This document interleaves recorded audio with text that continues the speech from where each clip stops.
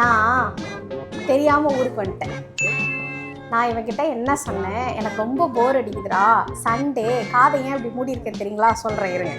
Sunday ரொம்ப போர் அடிக்குது, என்னை ஷாப்பிங் கூப்பிட்டு போடா, டி நகர் கூப்பிட்டு போடான்னு சொன்னேனாடா. என்ன வேணும்னு கேட்டான். நான் சொன்னேன் எனக்கு தோடு இல்லை, ஆனால் தோடு வாங்கணும் அப்படின்னு சொன்னேனாடா. ஆமாம், கம் டு தி பாயிண்ட். வாங்கணும்னு அதான் நிறைய வச்சிருக்கீங்களே அப்படின்னு சொன்னான். இல்லடா எல்லாம் பழசா இருக்கு, ரிப்பீட்டடா இருக்கு, வித்தியாசமா வேணும், இதை வந்து ரெண்டு ஒட்டி வித்தியாசமா வேணும், நல்லா வேணும், டிஃப்ரெண்டா வேணும்ன்றதுக்கு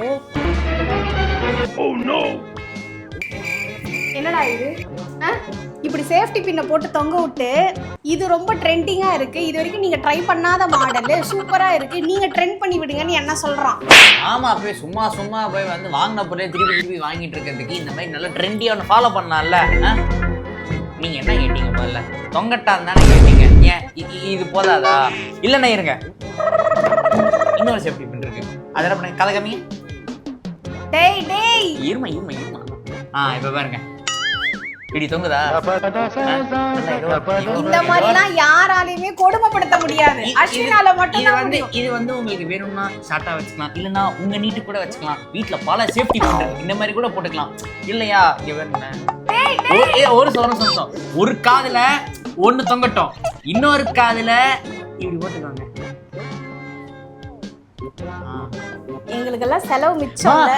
பாக்கு இப்படி திரும்ப இருக்க, அப்படியே இந்த ஐயோ வடிவேல் ஒரு படத்துல பவ்வால் அப்படின்னு வாங்க பாத்தீங்களா, பேட்மேன் அந்த மாதிரியே இருக்குதுமா.